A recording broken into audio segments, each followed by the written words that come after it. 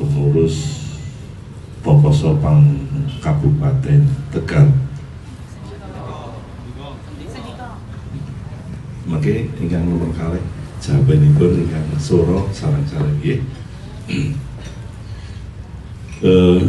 Ingkang nomor kalih menapa panjenengan saestu lair terus ing dados sendika njagi tetep lestantunipun Negari Kesatuan Republik Indonesia. Nomor 3, menapa panjenengan ugi sendika tetep